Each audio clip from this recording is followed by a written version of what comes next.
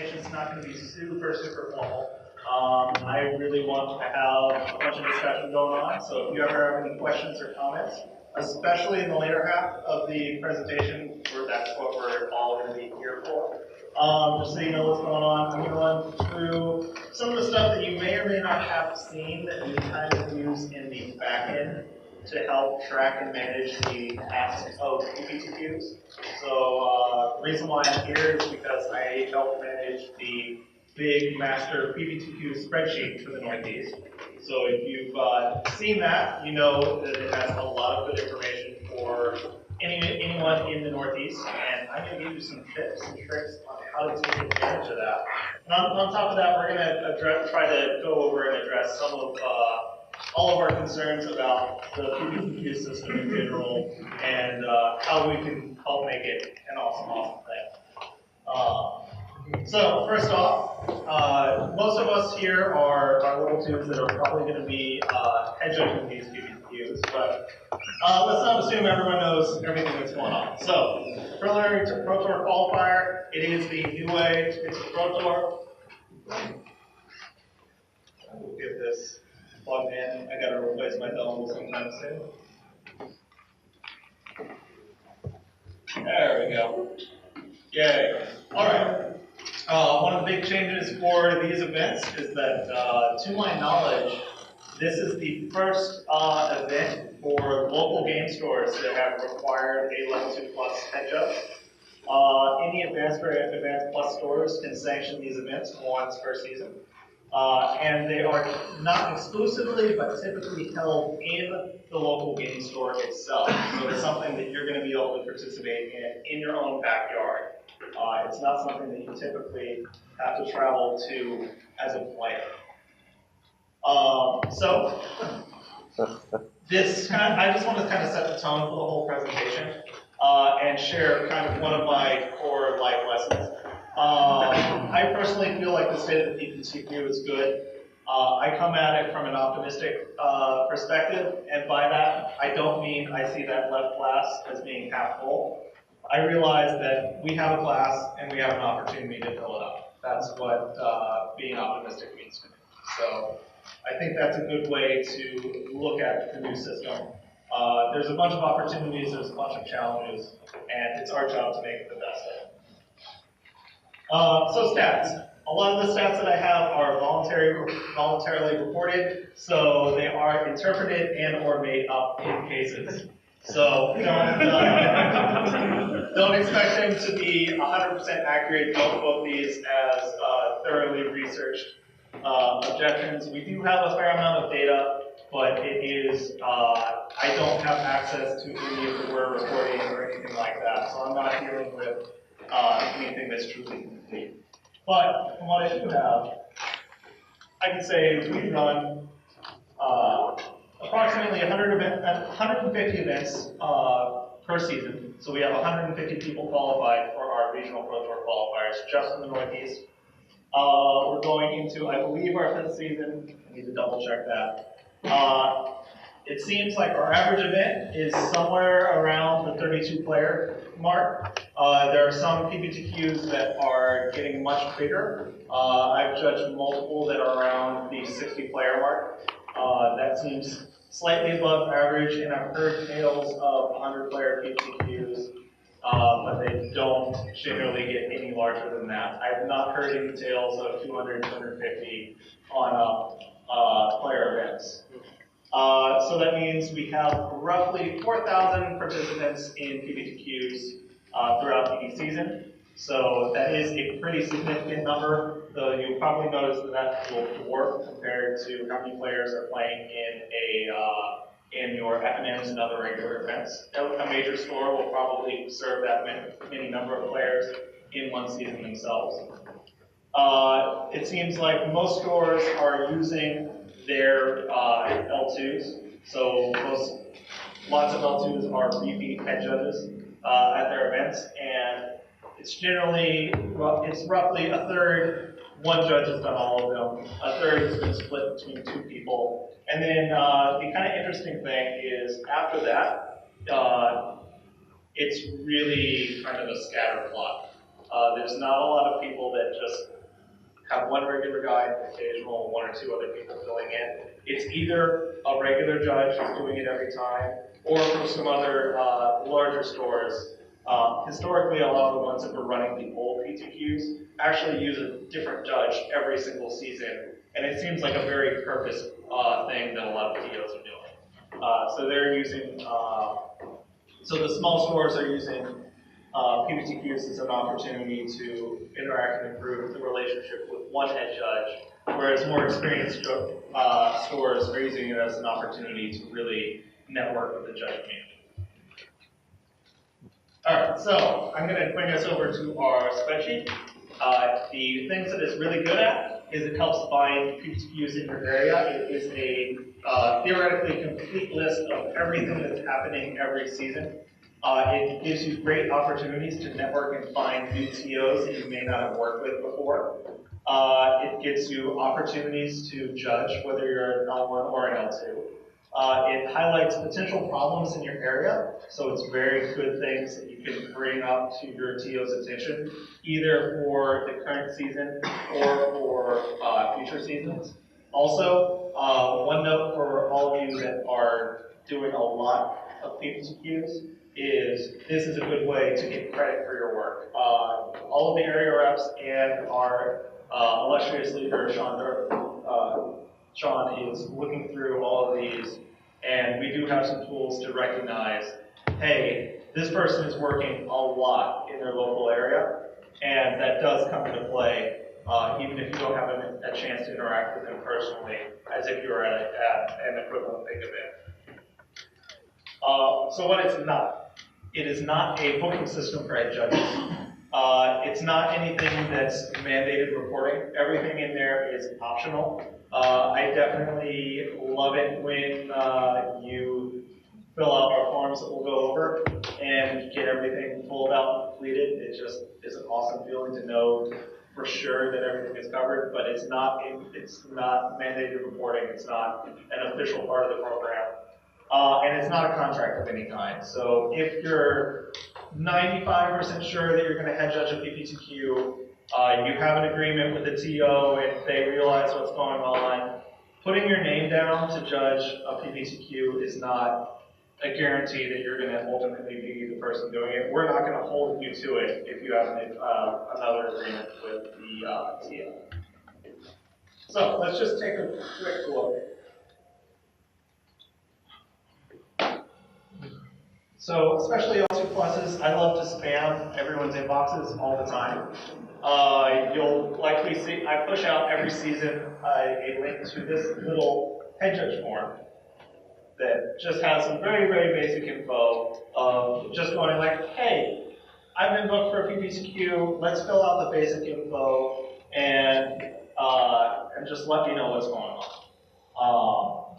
So this form will pop up on the Facebook group, it'll pop up on the Slack, I'll put it on our regional L2 Plus page.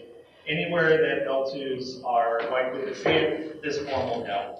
And that'll give you an opportunity to fill that out and just give me a note of what's going on. That fills out this other fun spreadsheet of all these results. We can see who's all doing everything. You can see we already have some results for the upcoming season. Which is awesome, because I actually haven't pushed for that quite yet. And what that lets us do is, you'll also see a link for our global master list. So we have a big list of every single PPTQ that's happening. It's sorted by, I normally leave it sorted by date. And then you can see you have the city, state, and probably the most relevant for people is the area that it's in.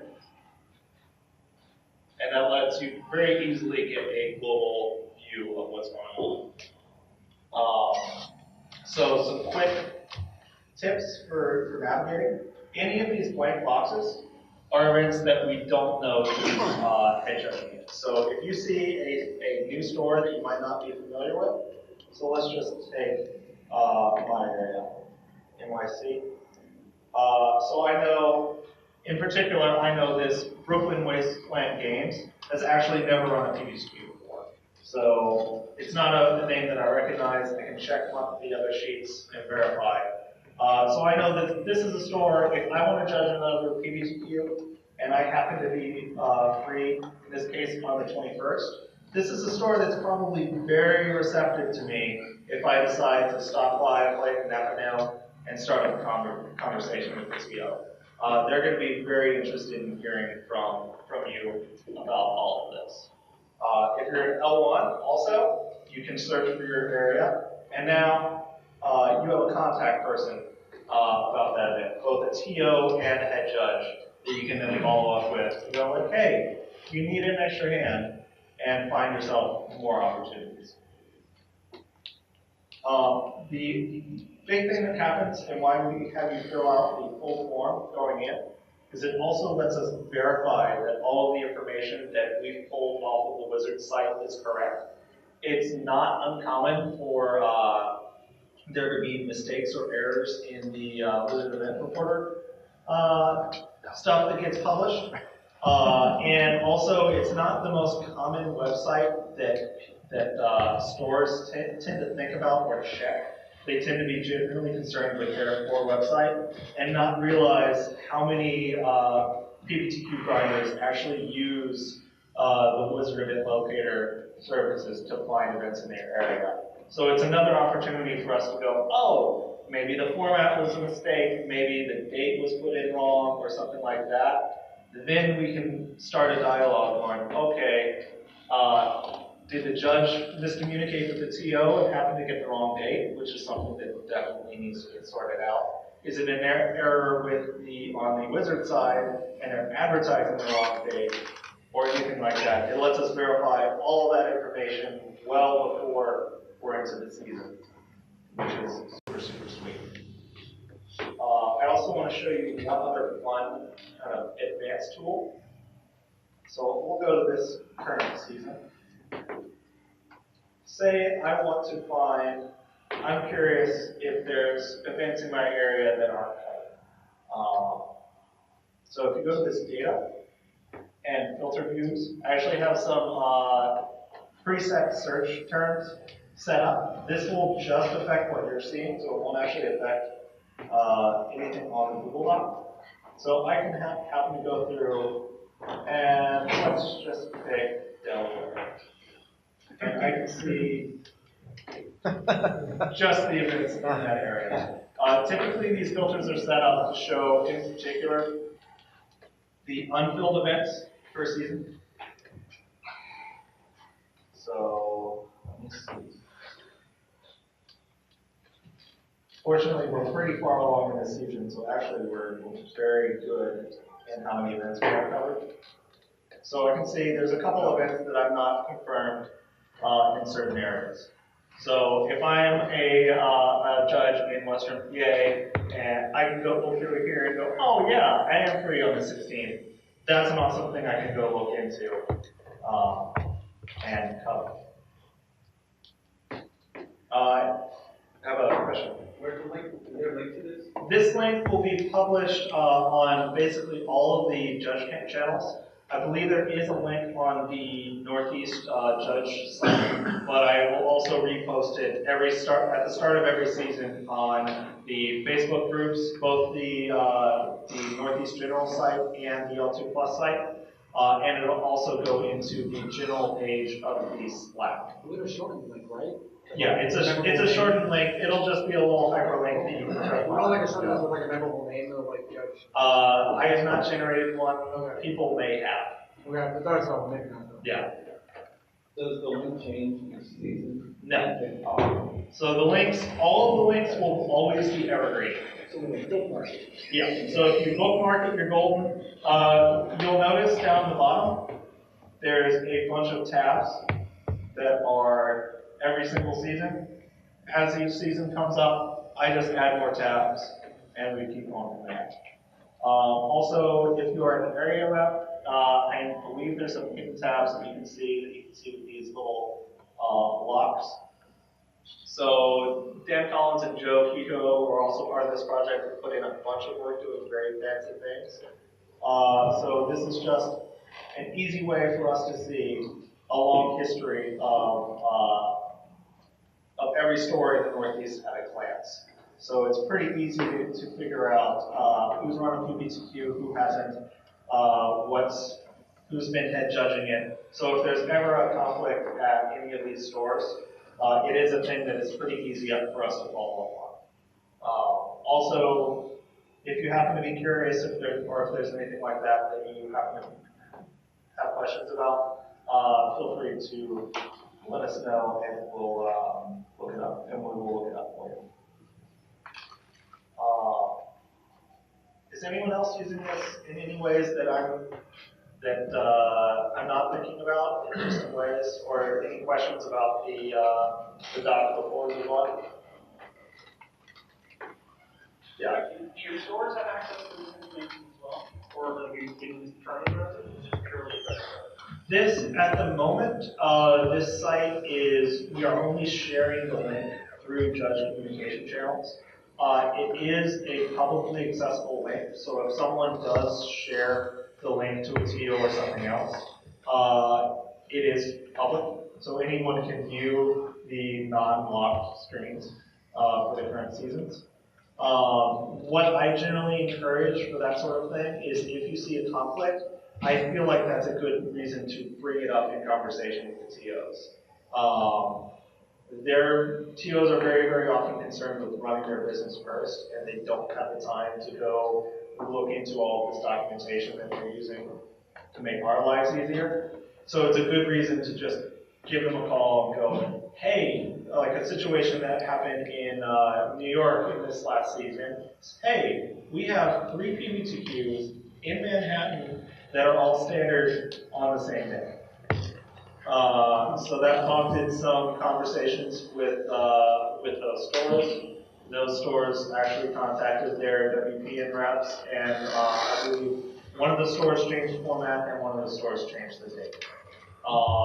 Another kind of general note on this sort of thing is WPN reps, at least from my interactions, tend to be much more willing to adjust and change things than they get credit for. Especially if you give them notice well in advance of the event. They want us to run events. I ended up editing this, taking out the head judge names, and putting it on the New England Magic calendar. Yeah. So like players could get it without having to fill up everything on the site. Yeah. TOs still are required to use their exceptions if they want to change the date by certain times. They may well. I don't know the full WBN policies. Like Advanced Plus gets 2 exceptions per year. Yeah. That's when they can change events. If you're outside of a week from your event, you can move it to anywhere in the sanctuary window except you last weekend. Yeah. We just went through this already. We have a blizzard. Oh man, Blizzard. Yeah. That's different. I don't know the full details of the WPN policy, but that makes a lot of sense. It is also possible to use the last weekend or outside of the window, but that usually has to go up. Yeah. It is not an impossible task. It is a thing that needs to be dealt with. All right. So let's go back to that's kind of it for the core data stuff for me. So now I want to talk about the system as a whole. Also the one other big thing that I'm using for that spreadsheet is if you're an area rep, you probably know this all way too much already. I use that form to generate reports for all of our area reps. You should know your area reps. This is a great chance to meet them if you're not one and you haven't already. They basically get regular emails going, hey, here's a list of events that may or may not have head judges. That's not a thing to go like, hey, it's your job to book these events. It's more of just a heads up, here's an early reminder of stores that may need more attention this season. Or, hey, here's this new store that may not know about the resources that you have set up for your particular area that you want to talk to. So this is just a reminder, we went over this a little bit already, of where you can find all of this info. The other thing is you can also, if you ever have any mission issues or concerns about anything on the spreadsheet, feel free to message any of your area reps or myself personally. I'm happy to fix any errors, correct any errant data on there, or use that resource to track down any information that you need. It's a resource that we should be using as much as we can. All right, so now let's talk about PPTQs as general. The one big thing that I hear a lot of complaints about that is very true is it's not like the old PTQ system. I want to go back to that. That was more fun. It was better for mentoring. It was better for letting players just directly get on the Pro Tour, yada, yada, yada. So personally, I think it's easy to get a little bit nostalgic about the old PTQ system now that it is no longer part of our repertoire, especially for myself personally, where I'm at in a pretty dense urban area. PPTQs were frankly a bit of a nightmare. They were uncapped events, so if you're in an urban setting in a small store, it is pretty much impossible to run it at your local store. The resources at hand didn't actually handle those events super well. Who here has been at a PTQ that Wizards has crashed halfway through tournament? Also known as extended mode break. Yeah. Also, I had a TO that I worked with very closely. He put in a lot of expense to rent a nearby space to his venue to run a PTQ in New York City, and he got about 150 players at the event. He ran the entire event at a loss, and it led to 2 additional customers long term. So it wasn't even a good loss leader for those TOs for that sort of thing. So that's my little bit of salt for the old system, just to remember about it. So one thing I would like to say, I was at a PTQ. This was the TO's first big competitive event. That wasn't like an in-store and free trial, and I ended up writing a page and out for the here's how to make your PPTQ not terrible for him. So that was also a thing that happened.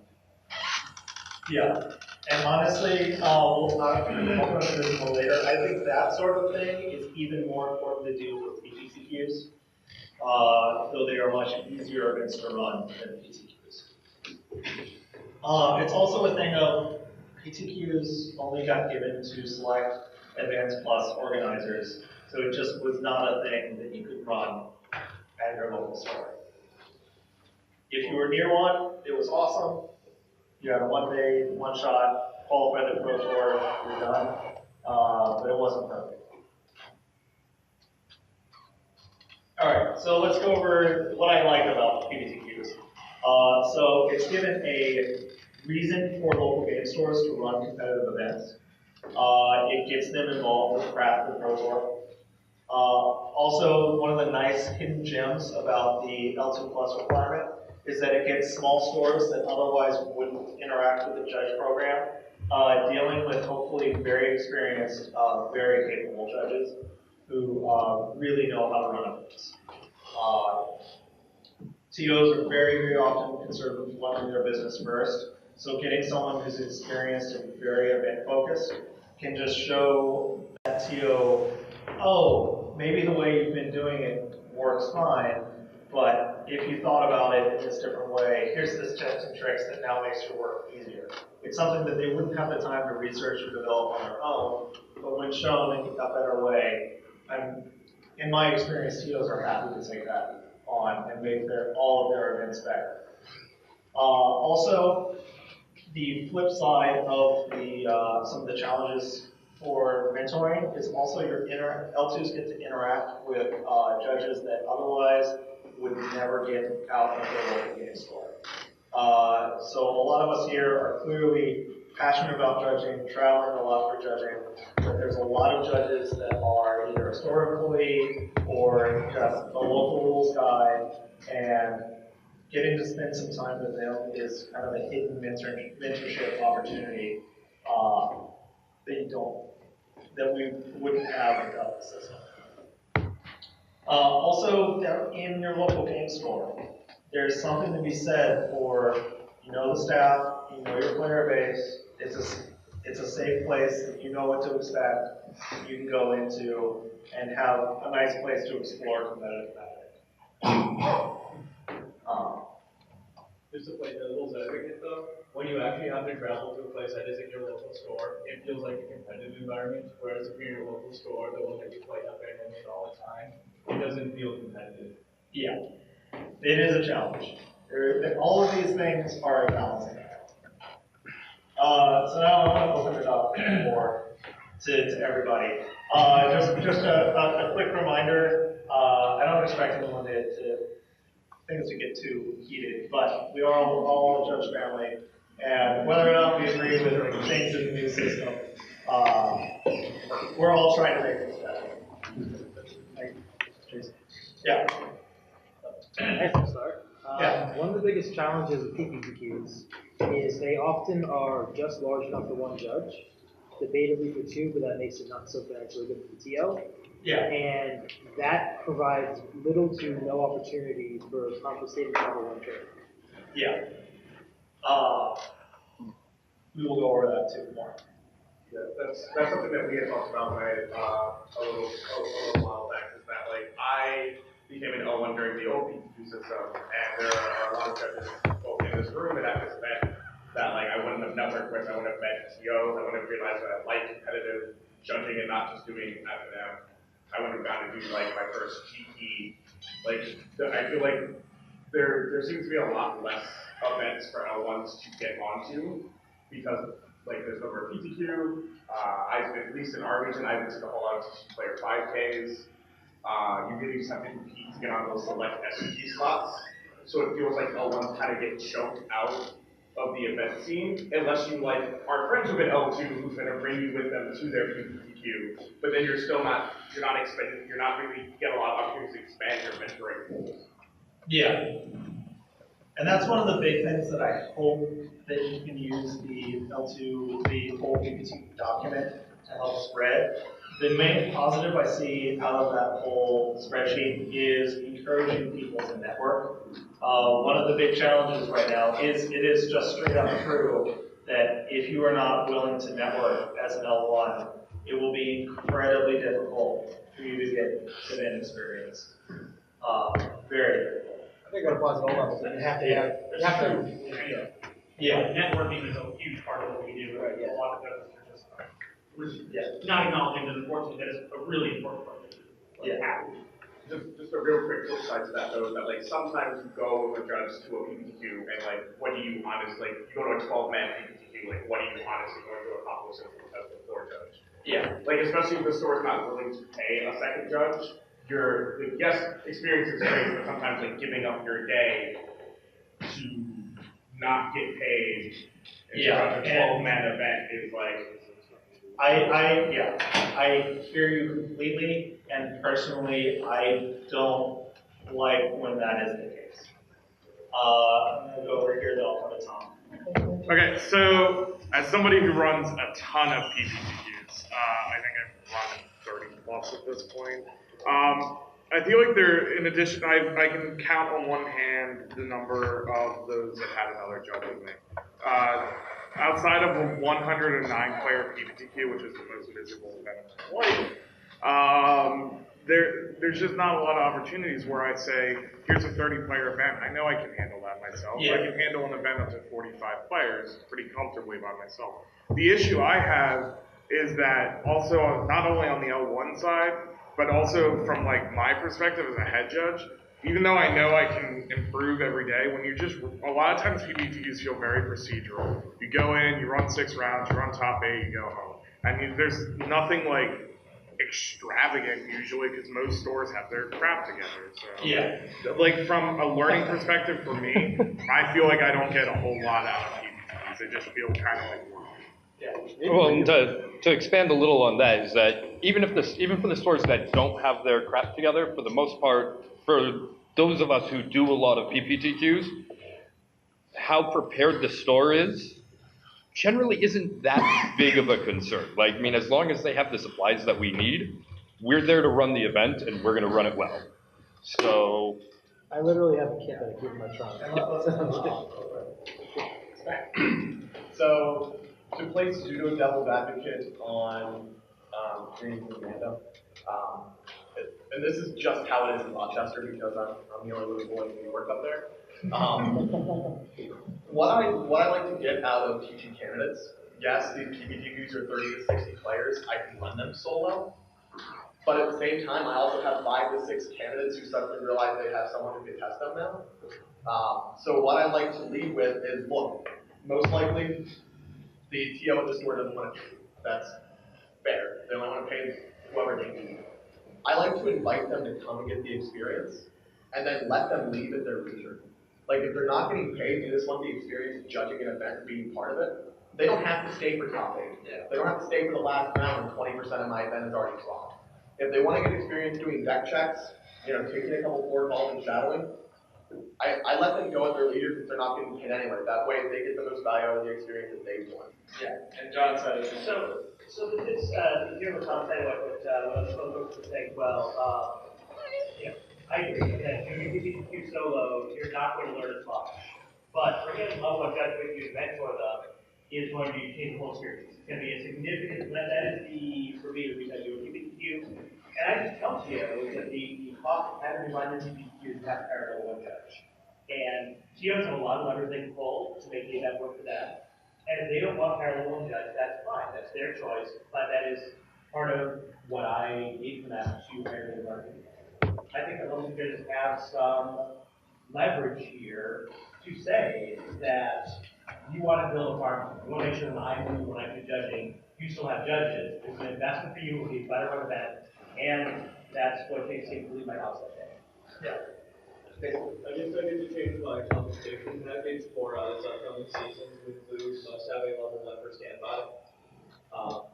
And I think that will hopefully help out with some of those events that get kind of big. Yeah. Because I can do 45-person player PTQ myself, but like if I can have a second coach help out with backpacks and other stuff, and I can get them experience doing some networking and getting them some RL experience under the belt, that's just going to help with that problem. Yeah. And also I find that the PPTQ really good for actual one-on-one feedback. The big downside is that they don't get the experience of team building that they need to really grow in that area as a coach. Yeah, I want to pause for 1 second. So one thing we have been talking about is money. So I kind of have my own, I can only share kind of from my own personal experience of how the whole money equation works out. Compensation for PPTQs at local events varies pretty dramatically. But I feel like we can get creative on ways to make sure that it's fair and good for everyone involved.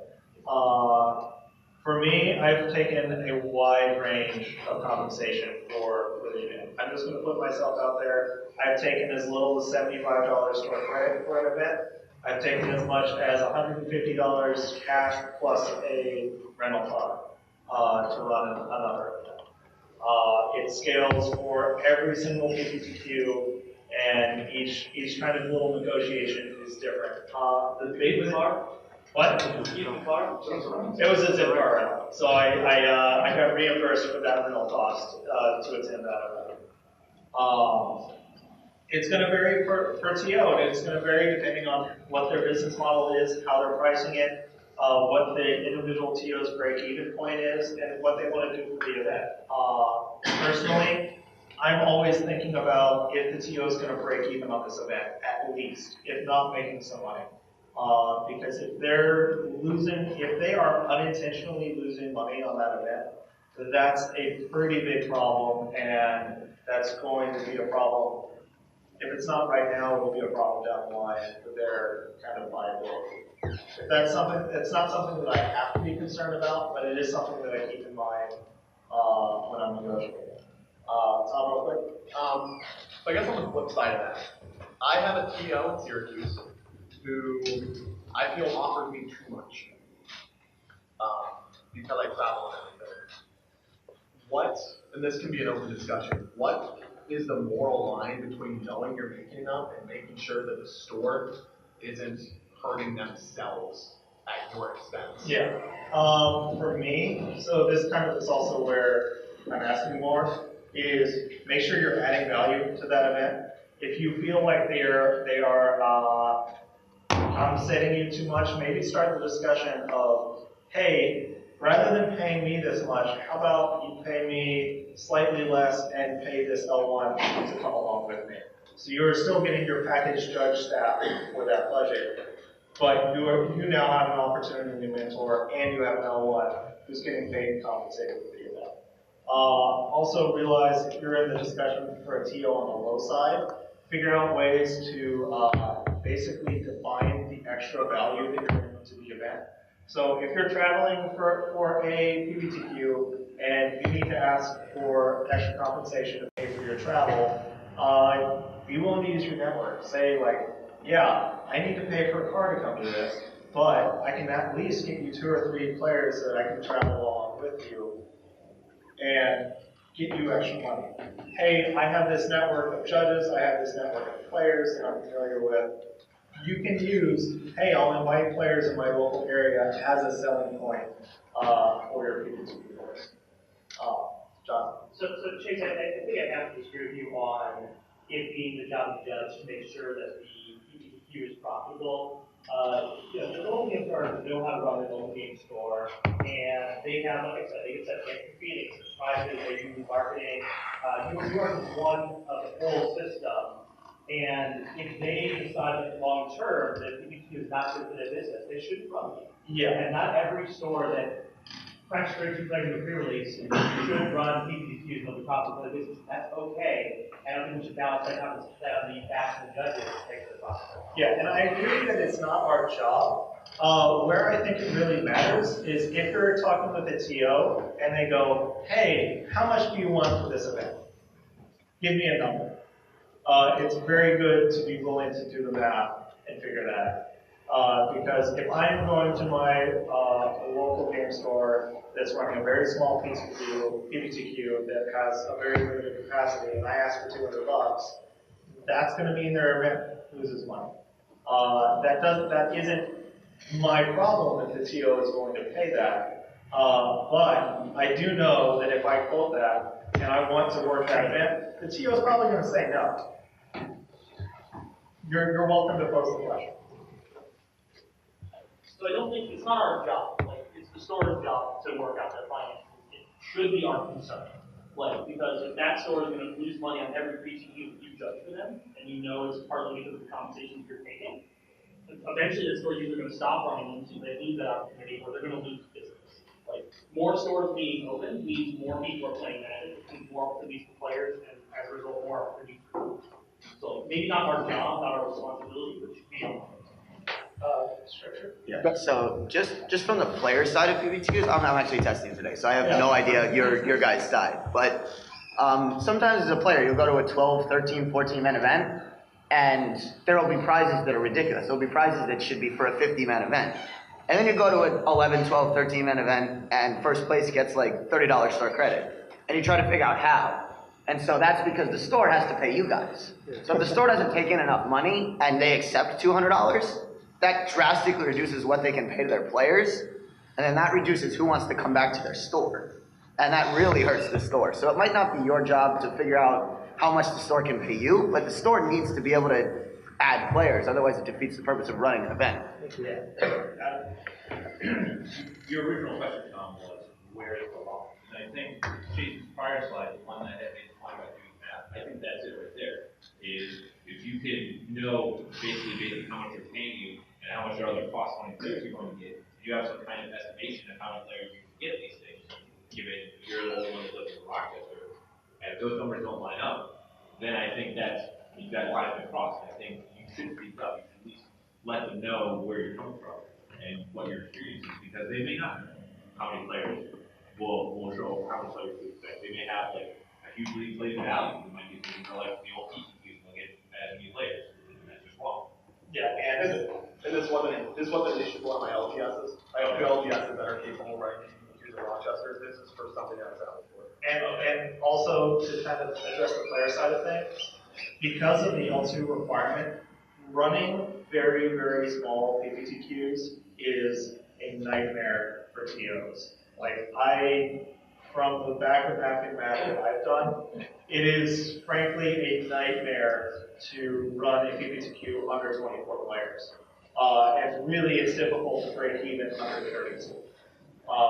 So a lot of TOs are willing to go like, yeah, this will be a loss leader, and I'll just do it. And I've worked with TOs who are small local stores who have gone like, hey, this PPTQ is an opportunity for me to really, really network and grow my store, and have actually grown their store level because of it. But it's a really, really tricky thing. And especially if you're used to doing, say, oh, we just do 2 packs per player for our prize pool for every single event we ever do. Scaling that down when you have much higher fixed costs from your judge staff is really, really challenging. I also think we saw some of those bizarre price gaps, especially in the very beginning. Yeah. This whole thing where the TOs clearly didn't know how many people were gonna show up, and so they announced a fixed price pool, which was probably a mistake. I've been to And they 16 ended up mans. making, like, clearly way more than they were expecting to pay out, or like, But that happened in the old system too. You would have TOs with like these especially when like PPTQs like exploded. Like I worked with PPTQs where like the store was like, we're gonna do this like massive price pool, and then like half the people showed up, and then leave the TO only was really awkward situation. Yeah, at this point. Yeah, these stores haven't been active at this point, these stores are gonna fail for a lot of them. So, on the issue of compensation, I always try to negotiate with the TO right beforehand in advance.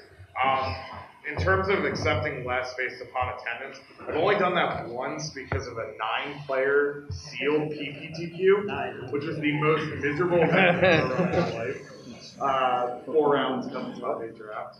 Anyway, I did have an awkward situation where the TO thought I did such a good job, and I'm patting myself on the back here, that they handed me double my comp rate, and I was like, I can't, because it was uncomfortable for me. I didn't feel like I did the work of 2 judges. I didn't deserve to be paid for 2 judges. So like, what I said to them was, I gave them the money back, and they insisted I take something, so I basically just spent like half of that in credit at their store. Like they were very like pushy about it, and I didn't really think. Yeah, another random note, if I push really hard, especially if I'm asking for cash at events, I try to super define what I'm doing at that event. So like, I will buy all the snacks or drinks that I'm having that day. I will spend some amount of money in the store. That's more of a personal philosophy thing than anything that pertains to individual judges. But I've seen rewards for that on the networking side. And I'm going to take one more. Actually, I'm going to take your question, and then I'm going to move on to one more topic. Just a comment. I wanted to say that there's a difference between milking and killing the cow. And by charging too much, it effectively reduces overall opportunities in the future. And the same philosophy can be also applied to bringing up L1s. My mentor, bringing me up, took one person comp and split it between the 2 of us, and I've seen him do that 4 times in the last 3 months alone. Who is this person? Adam. It's pretty awesome. But yeah. Thank you. But what that gave me the opportunity to become a judge, and the store probably wouldn't have been able to give me that opportunity without that compromise. So. Yeah. And I think that is something that also should take into account. Like, I will pitch TOs like, hey, if you want to run this in one specific case, hey, if you want to run this 70-person PPTQ with just me and your store staff, that's fine. I'm going to charge you X amount. But what I would rather you do would be pay me a little bit less get another L1 for $50, and then down the road, you have someone else who can run GPTs that you know and trust. There's value added to the TO as well for having L1s involved. So encouraging TOs to see it that way, I think is also a good thing. It's incredibly challenging to describe to new TOs, like, A, yes, you do should be compensated in some way, and B, how, and what, and then they ask you the question of, like, well, how should I do the prize pool for my event based on X entry fee? So, like, I typically will give a recommendation based on, like, format, entry fee, prize pool, like, what the players expect. I actually ask the players what they expect on a competitive Facebook group that I have. It's like, hey, for PPTQ, what do you guys expect? So it's like a normalized thing in my area where players know that it's going to be like event entry fee is about $25, minus judge comp equals payout and store credit. That way the TO knows how much money they're going to make and the judge knows to make and the players know what to expect for a prize pool. And this works for new TOs that have no idea what they're doing, and those are no shortage. Yeah. And I want to move on a little bit, because this is, I think, a really important topic that I think we need to cover, is also when to say no to doing a PPTQ. One thing that people were super concerned about, especially early in the PPTQ process, is, oh my God, how are you going to manage all these events? How are you going to make sure everything is staffed? Do we have enough L2s to cover all of these events? And I can say, in the vast majority of the Northeast, this hasn't been a problem, just straight up. That is not all of the Northeast, but for a good portion of it. The number of events that aren't firing because a head judge is not available is simply not very high. So if you are stressed about that, don't worry about it. TOs have room to be flexible, especially well in advance, to network with more judges, to move dates around, to do other things, that it should not be your main concern as a judge. You should not feel obligated to judge a PPTQ every weekend. In my personal opinion, that's not your job as a judge. Judging to the extent that you want to, sure. Being required, feeling an obligation to make sure that every TO that wants to sanction a PPTQ sanctions a PPTQ should not. I mean, I'd rather, if somebody asks me well in advance whether I can do the schools, yeah. You know, I'll say, well, you know, probably, but even if I can't, I'll help them arrange it. Yeah. And I think that's a very good approach to take. And also realize you have allies helping you.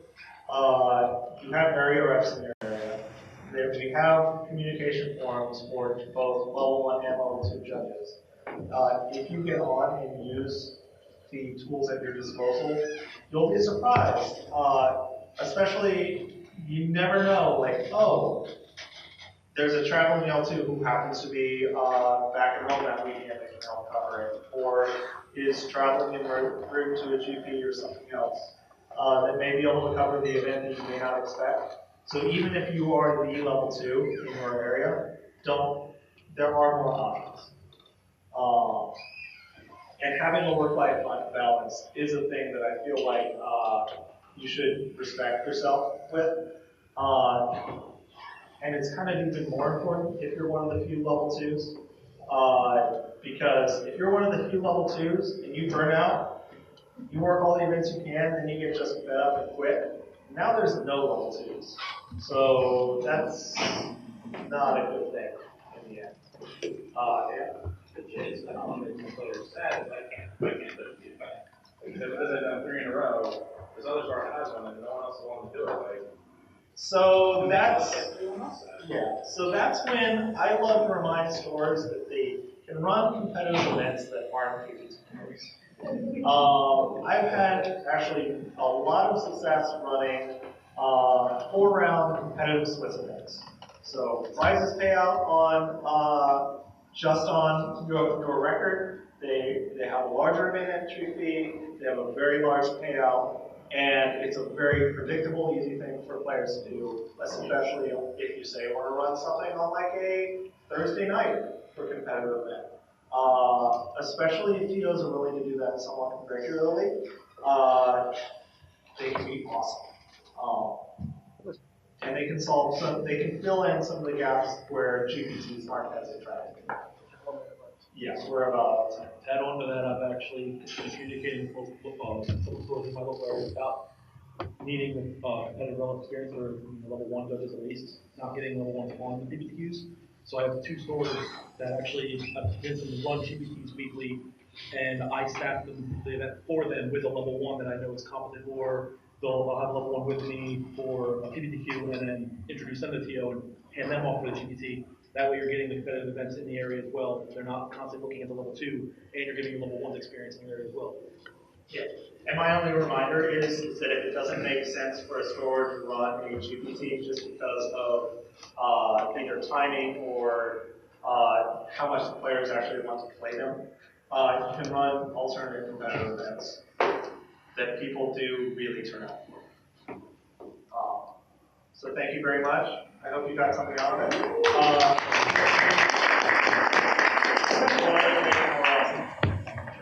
Feel free to email me anytime or keep me on Facebook if you have any questions or concerns or talk to me.